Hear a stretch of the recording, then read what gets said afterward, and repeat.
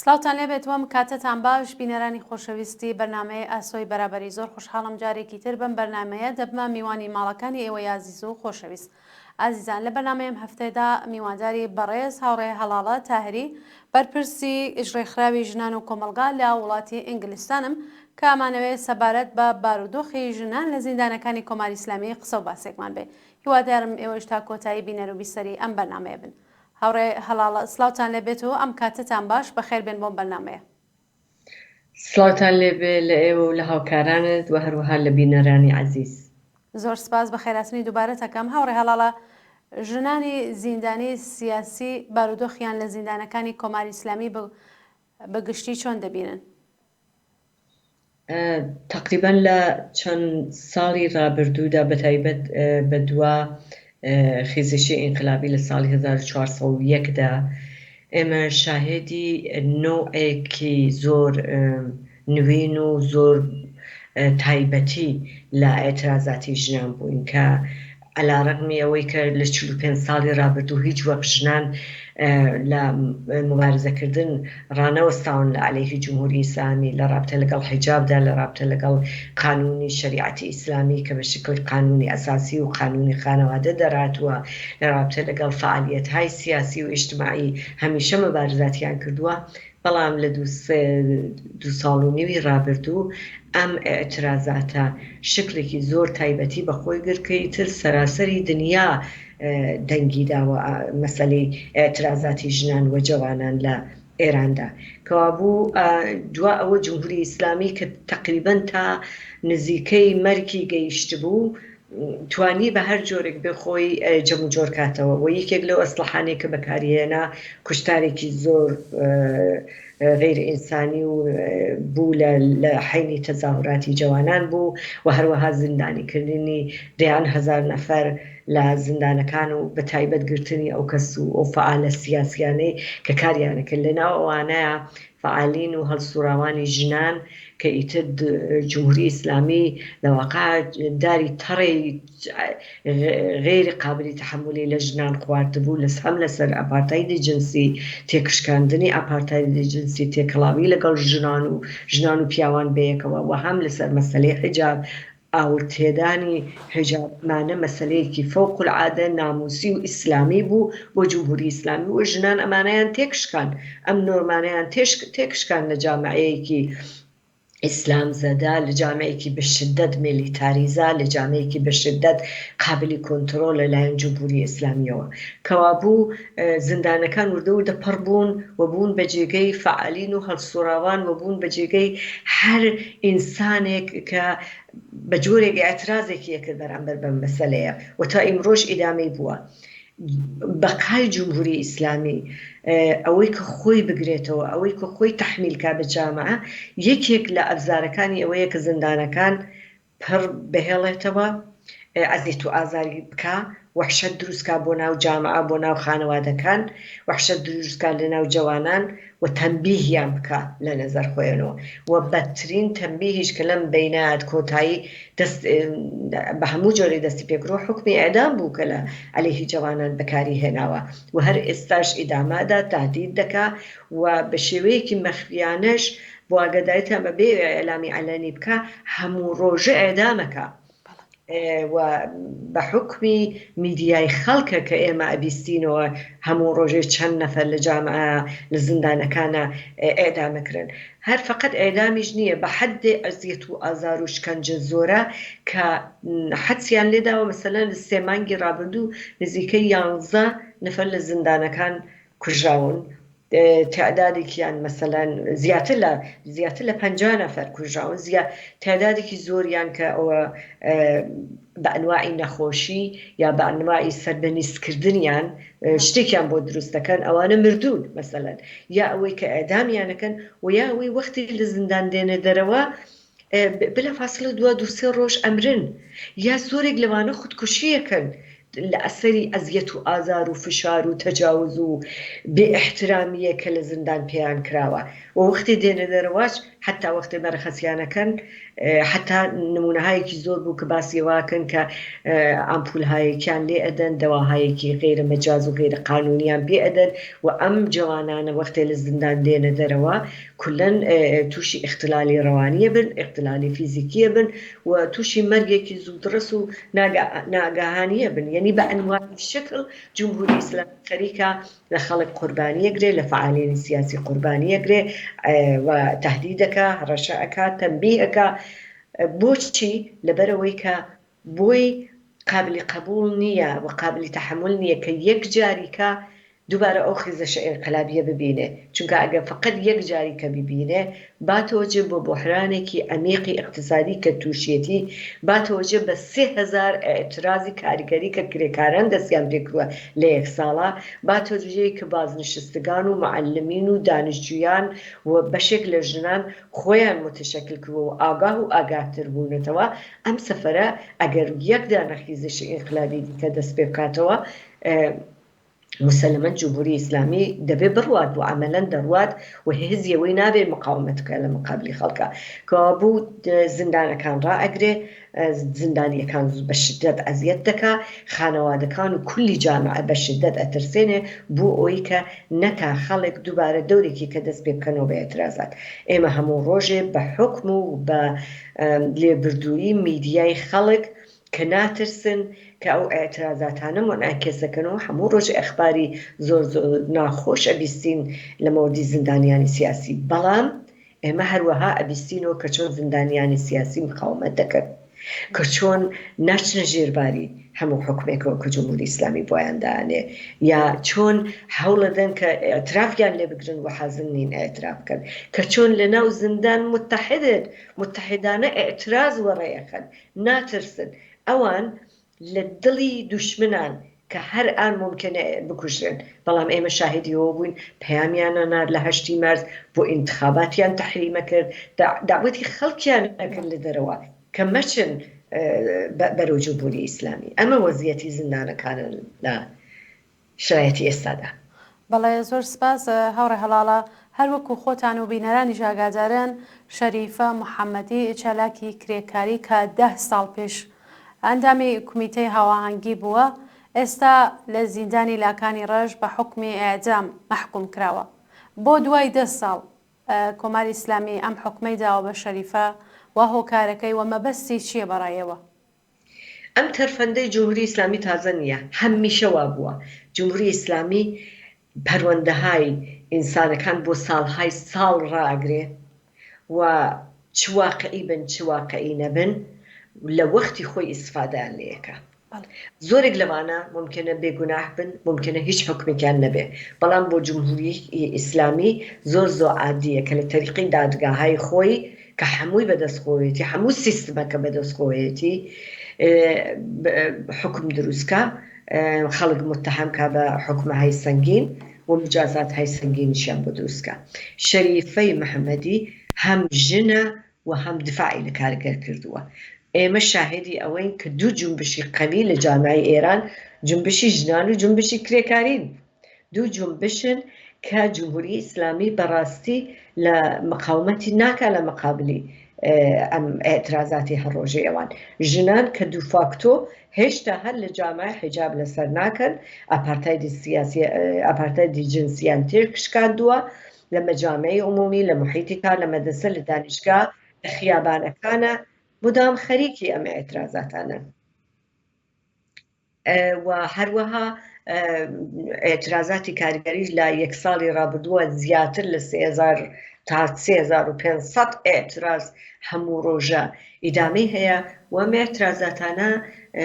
جمهوری ئیسلامی ماندووەکە لەبەرەوەی هەموو دەفعەیە ئەبێ هێزێک نظامی بنێرێ بۆ ئەو منتقانە یا ئەوەی کە ئەتساب کراوە یا دەست لە کار کێشراوە بەنابراین سەرمایە گوزاری و سوودی زۆری بۆ بەدەست نایەت وەختێکە ئێترازات کرێکارانەکەن وەلی حەقی خۆیانە لەبەرەوەی زۆرێک لەو کرێکارانە مانگایە حتا چەند ساڵە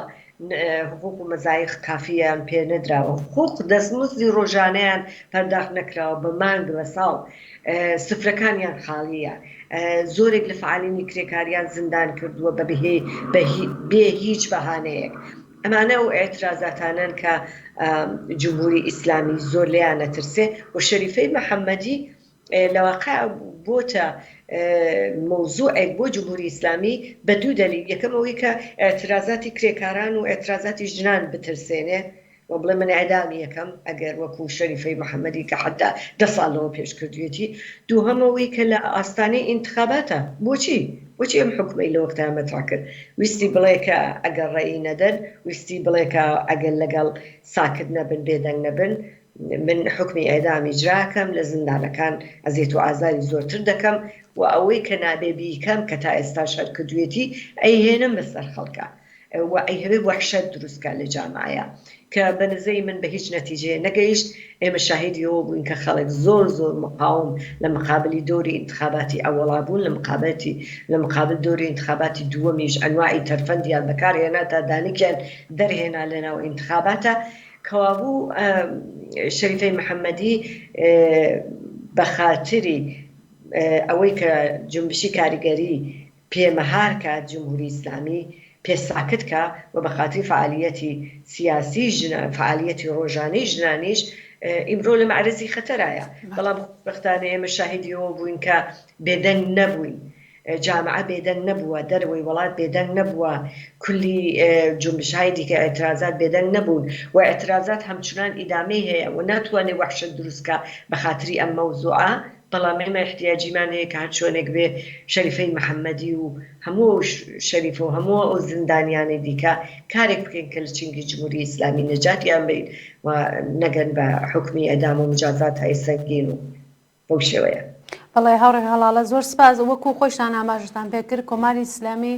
گوشارێکی زۆری بۆ سەر ژنان هاوردەوە. بۆچی ئەم گوشارانەی زیاد کردووە کە نزیک دەبینەوە بۆ دومین ساڵیاتی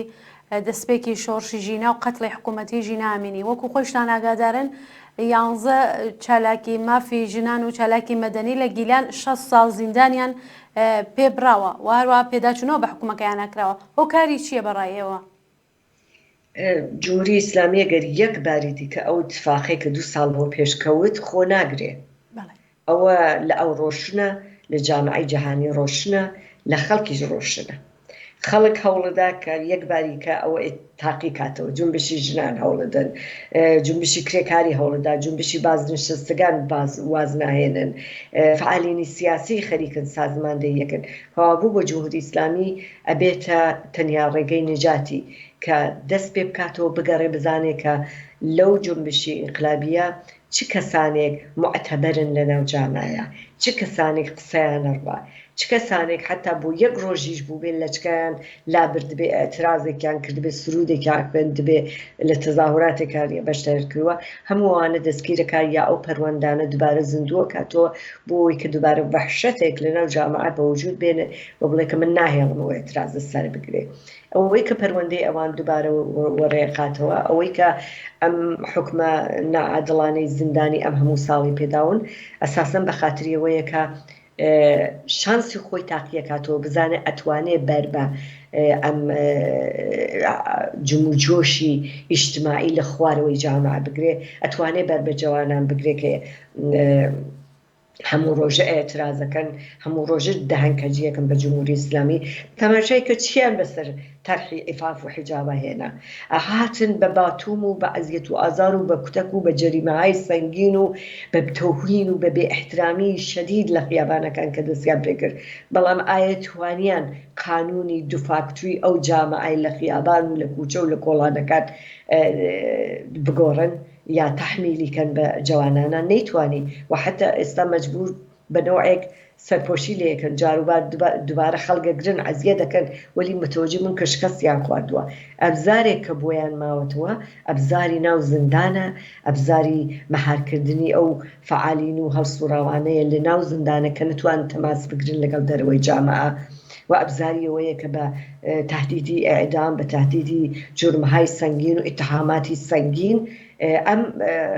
خەڵکە ئەم ئێترازاتانە بتوانێ مەهار بکە. منتها ئێمە بە تۆری واقعی شاهدین کە ئەسقەزا نۆعێک جنبشی ئەتوانم بڵێم بێوێنەیە. من لە تاریخا خوێندومە دووسێ جنبشی دیکەی جەهانی هەیە کە لە ناو زیندانەکانە ئێترازاتێکی زۆر کراوە، تەئسیری داناوە لەسەر جامعە لە شیلی ئەو ئیتفاقە کەوتووە پێشهاتووە و چەند موردێک بووە کە ئەترازاتیان لە زیندانەوە سازمان داوە سرایەتی کردو بە کولی جامعە. حقیقەتی ئێمە شاهدی شتێکی وین لە جامعی ئێرانە. ئێمە شاهدی وین کە زندانیان مقاومەت دەکەن لە جەرگەی ئەویان بیان لە سێدارەیان دەن، بەڵام سازماندەهیەکەن لەوێ و پەیامە نێرم بۆ دەرەوە خەڵک تەشویقەکەن بە ئەترازات و مقاومەت. ئەمە بێوێنەیە و ئەبێ ئێمە تەشویقیان کەین، ئەبێ ئێمە دفاعیان لێ بکەین، ئەبێ ئێمە پارێزگەریان بین، ئەبێ ئێمە ئفشاگەری لەسەر جمهوری ئیسلامی بکەین لە هەر شوێنێکین، ئەبێ ئێمە تۆماری دفاع لە زیندانیانی سیاسی و بۆ نجاتیان لە هەموو دنیا هەر ڕۆژە بەدەست بێنین. دەنگی ئەو ئینسانانەی کە لە خیزشی ئینقلابیە 2 ساڵەوە پێش هەموو لەگەڵمان هاتن و جمهوری ئیسلامیان کرد بە پوڵێکی ڕەش لە سەطحی دنیاە، ئەبێ ئەو دەنگە دووبارە لەگەڵ خۆمان بێنینەوە بە هەموو جۆرە بێ ئیزافەیەوەی کە هەوڵیش بین بۆی کە ئەو جامعەیە کە ئێستا ممکنە خانەوادەکان ئەترسێن لە حزوری ئەوەی منداڵەکانیان بچنە دەرەوە یا لە منداڵەکانیان لە زیندان یا ڕۆڵەکانیان لە دەستداون هەمچنان دڵگەرم بمێنەوە بەو ئێترازاتە. ئەو ئێترازاتە گەیشتن بە ئازادی، گەیشتن بە بەرابەری، گەیشتن بە ژیانێکی خۆش حەقی ئەو جامعەی ئێرانە، بە ژنی، بە پیاوی، بە پیری، بە جوانی، بە کرێکاری، بە معلمی، بە پەرستاری، بە مەحەسڵی، بە هەموو جامعەیە و بە خاتریەوە بەهای داوە. بۆیە ئەبێ و ئێترازاتانە هەروە گەرم ڕاگرن بۆی کە جمهوری ئیسلامی جارێکی کە خۆی کۆ نەکاتەوە دەست پێ بکات بە کوشتارێک و محکومکردنی زۆرتری خەڵک لە سەطحی جامعەیە. بەڵێ هەوڕێ هەڵاڵە پێتان وایە بەو زیندانیکردن ئەو حکومە سەنگینانە کە بە چالاکانی مافی ژنان و چالاکانی کرێکاریەدا ئایا ئەتوانێت بەر بە چالاکی کار و فعالیەتی ئەو ژنانە بگرێت؟ نا، هەتاکو زەمانێک ئەو جوانانە کە لە کوچە کۆڵاتەکان دوفاکتۆ خەریکن حاکمیە دەکەن لە پەنا جمهوری ئیسلامیە ناتوانێت و ئەو نەسلەش بە هیچ عنوان یعنی بە هیچ جەبرێکی تاریخیش حازر نییە بۆ 6 مانگی کە بگەڕێتەوە. کابێت تۆ وەختێک جەبرێک ناتوانێ بگۆڕی، وەختێک نەسلێک حازر نییە ئیتر بگەڕێتەوە بۆ دواوە، ئەو فعالینی سیاسیەش خۆی بە ملزەم ئەزانێ کە ببێ بە ڕەهبەری ئەو ئێترازاتە، فعال بێ، ڕەهبەری عەمەلی بێ، ڕەهبەری قیابانی بێ، ڕەهبەری کارخانە بێ، ڕەهبەری بازنشستگان بێ. خەڵکێک ڕێکەوتووە و ناتوانێت واز بێنێ کابوو بە هیچ شێوەیەک دروست عەزیەت و ئازاری زۆرترەکە، دروستە ممکنە قوربانی زۆرتر بین، بەڵام ناتوانێ بەر بە ئێترازات بگرێ، ناتوانێ بەر بە مقاومەتی خەڵک بگرێ، ناتوانێ خەڵک بگەڕێنێتەوە بۆ چەند مەرحەلە لەوە پێش و چون ناتوانێ فقط وەختێک کە ئێترازات دەست پێ ئەکات و ئێترازات هەموو ڕۆژە ئیدامەیە ئەم جمهوری ئیسلامی هێزەکەی ماندوو ئەبێ. ئەگەر لە بیرتان بێ لەو 6 مانگی ئەوەڵی ئێترازات 2 ساڵەوە پێش واقعاً هێزەکانی ڕژیمیان ماندوو کردبوو لەبەرەوەی کە لە هەموو جێگایگە ئەترازیان دەکرد و مەجبور بوو دەوڵەت مدام نیرو بنێرە بۆ هەموو شوێنێک و ئەم نیروی چەندێ مقاومەت دەکات و ئەم نیروی چەندێ حتا بە لەحاظی ڕۆحی مقاومەت دەکات، بە لەحاظی فیزیکی مقاومەت دەکات، تێگەشکێ ڕۆحیەی تێگەشکێ، هێزەکەی بە لەحاظی فیزیکیەوە تێگەشکێ. بۆیە ئێترازکردن و پەیگیریکردنی ئێترازات و ئیدامەدانی زۆر مهمە و پشتیوانەیەکی گەورە کە هەمانە نەسلێک ئیمڕۆ دەستی پێکردووە کە حازنی، یعنی ئەگەر من و تۆ و چەند ڕەهبەری کاریگەریش بڵێن نا ئەمە شرایەتەکە مساعد نییە، ئەو کۆتانایە کەوابوو بە نەزەی من ڕەهبەرانی عەمەلی لە خیابانەکان هەموو ڕۆژە دروستە بن، هەموو ڕۆژە تەولید دەبن لە جامعەدا، هێزێک ئەگرن بەڵام هێزێکی کە دێتەوە جێیەگرێ، چەند فعالی لە منتەقەیەک دەگرن، چەند ژنی دیکە دێ لە مەیدان، چەند جەوانی دیکە دێ لە مەیدان بۆی کە ڕەهبەری بەدەستەوە بگرن. مەسەلە وەیە کە ئایا ئەم ڕەهبەریە کە مڕەتەب دروستە بێ ڕەهبەری چییە؟ ڕەهبەری چنەوە ئێترازاتێکە؟ با منی نکتەیەکیش لێرە باس بکەم ڕەنگ بێڕەبتی بە ئەم مصاحبەیە نەبێ وەلی زۆر مەهیمە ئەگەر متوەجه بی لە جەریانی محەرەمە عدەیەک جوانی کچ بە بێلچکە هاتن بۆ ناو محەرەم تووشی ممکنە خەڵکیان تووشی سەرگەیژەیە کرد بێت چ لە دەرەوەی وڵات چ لە داخل یعنی چی ئەکرێ محەرەمیش بەبێ حیجاب بچین پس ئەمە کەوا بێ گوشایشێکە لە جمهوری ئیسلامی نا ئەمە تەڵە بوو ئەمە تەڵەی جمهوری ئیسلامیە ئەم عدەژنە ئیشۆڕشی ژینا نین ئەم عدەژنە ئیشۆڕشی زدی حیجاب نین ئەم عدە کچی جوانە ئیشۆڕشی زدی ئەپارتایدی جنسی نین دەستکردە و دروستکردە و تەشریعکردەی خودی جمهوری ئیسلامین کە هێنانی بۆ مەیدان ئەگینا چۆن ئەکرێ بۆ نەسلێکی جوانی داهەیە هەشتادی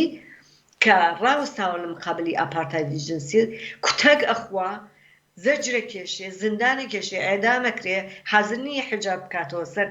حەزەکات دەستی لێرە و دەستی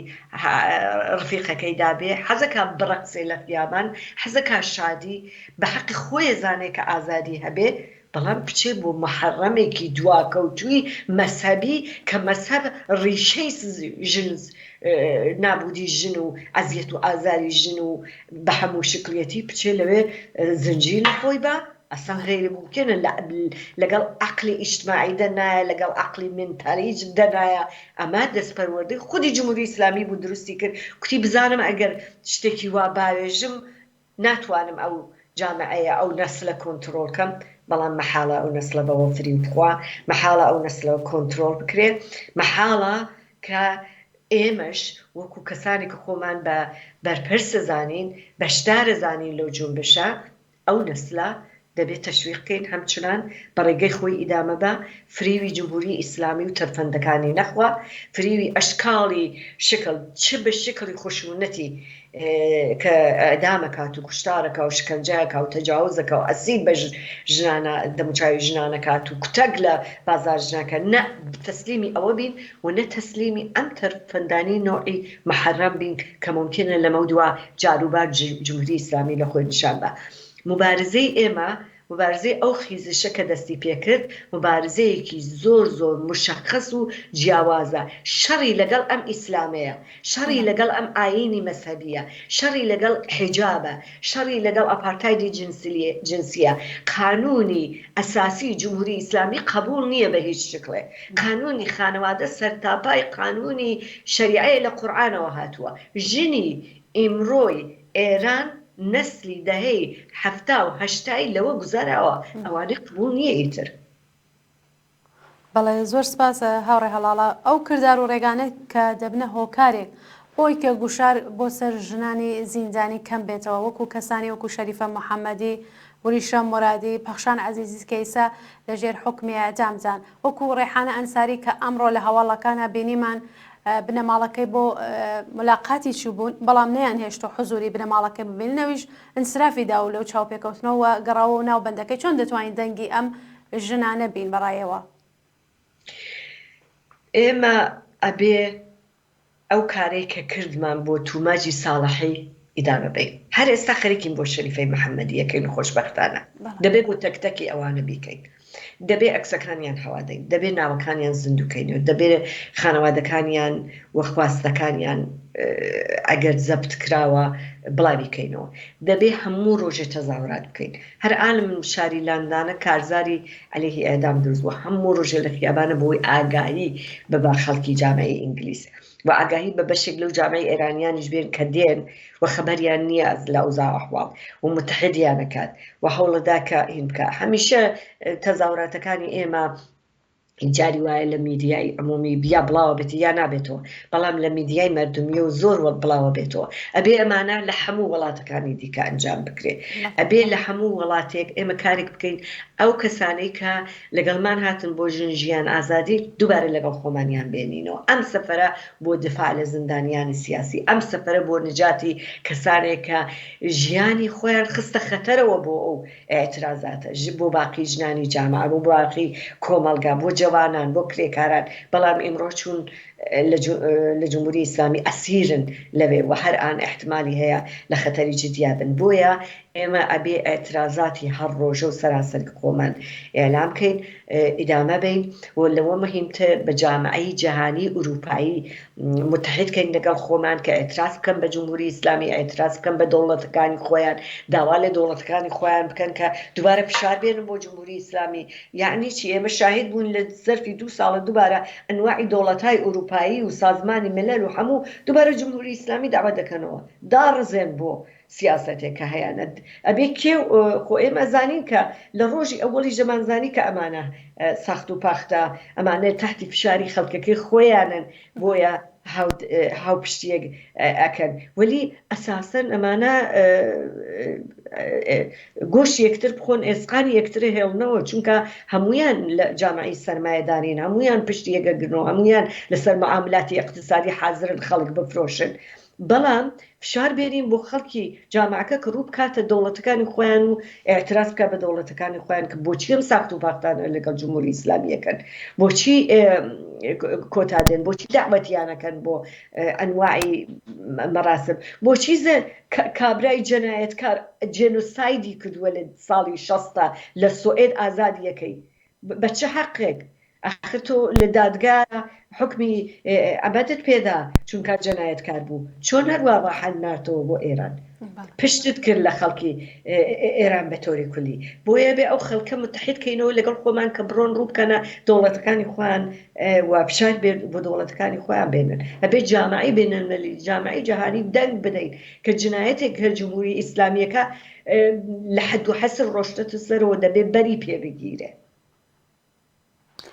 بەڵێ هاوڕێ هەڵاڵە پرسیارەکانی من کۆتایی پێهات سپاس بۆ ئامادەبوونە دەگەر پێت وایە پرسیارێک کەس کە من لێەوەم نەکردووە یام شتێکەیە کە ئاماژەتان پێ نەکردووە فەرموو. من نکتەیەک لە رابطە لەگەڵ مەسەلەی انتخاباتی ریاسە جمهوری مەسحەکەی انتخابات لە 2 دەورەیە و دەرهاتنی کەسێک بە ناوی پزیشکیانەوە بڵم پزیشکیان بۆ ئەوەی کە ڕێی بێنێ حتا هات بۆ کوردستان حتا ئەنواعی داستانی دروست کرد بەڵام ئەویژێکێک لە جەنایەتکارانە وەکو ڕئیسی کە پەروەندەی مشخص بوو هەموو کەسەی زانی پزیشکیانیش پەروەندەی ئۆریانی و زۆر جەنایەتکارانەی لە دانیشگای تەبریز بوو کە چاوی دانیشتوویەکی حکمی پێدا بۆ کوێری کرد و کەسێکیش ئەعدام کرا ئەویش هەر بەقەد ڕئیسی دەستی خوێناویە لە جەنایەت و جێنۆسایدی داهەی بینی 60 62 ئەویش هەر جەنایەتکارە بە هیچ عنوان و هیچ تەرفەند و هیچ بەهانەیەک نابێ قبول بکرێ ئەبێ ئاعترازاتی خۆمان ئیدامە بین مۆدای پێ نەدەین بگات بە 4 ساڵی لە دەست ئەم جمهوری ئیسلامیە خەلاص بین پزیشکیان و دەدانە پزیشکیانی دیکەش هەموو سەروتەهی یەک کەرباسن هەموو جەنایەتکارن هەموو بەرهەمی جمهوری ئیسلامی لە 45 ساڵەوە پێشەوە تا بە ئیمڕۆ و هەمویان جەنایەتکارن نابێ قابلی قبول بێ لە هیچ شکلەکان نابێ فرسەتی پێ بدەین کە جێ بکەوێت لەم جامعەیە ئاعترازاتی سەرەسەری ئاعترازاتی جەوانان ئاعترازاتی کرێکاران جوابیەتی لە هەموو شارەکان لە کوردستان و لە سەرەسەری ئێران. بەڵێ زۆر سپاس هاوڕێ هەڵاڵە بۆ ئامادەبوونت لەم بەرنامەیە سپاس کە جارێکی تر بەشدار بووی زۆر ماندوو بووی زۆر سپاس دەکەم. خواهش دەکەم زۆر خۆشحاڵ بووم هیوادارم کە سوودی هەبوو بێ بۆ بینەرانی عەزیز. بەڵێ زۆر سپاس جارێکی تر بۆ هاوڕێ هەڵاڵە تاهری بەرپرسی ڕێکخراوی ژنان و کۆمەلگا لە وڵاتی ئینگلیستان کە لە ڕێگەی ئسکایپەوە بەشداریان بەرنامەیە بوو. بەڵێ خۆشەویستان بەم جۆرە هاتینە کۆتایی بەرنامەیەم هەفتەمان پێش ئەوەی کە بچین بۆ کۆتایی بەرنامەکەمان ڤیدیۆیەکی کورد لە سارا جیهانی یەکێک لە چالاکانی مەدەنی لە شاری گیلان دەبینین و ماڵاوایتان لێ دەکەین. ماڵاوە. اون شبی که حکممون اومد با همین لباسم همین جای خونه نشستم و گفتم هر اتفاقی که بیفته بازم از جامون بلند میشیم و میگیم زن زندگی آزادی. الانم فردا میخوام خودم رو لاکان معرفی بکنم و بازم میگم اگه فقط اجازه بدید زنده بمونیم بازم بلند میشیم و میگیم زن زندگی آزادی.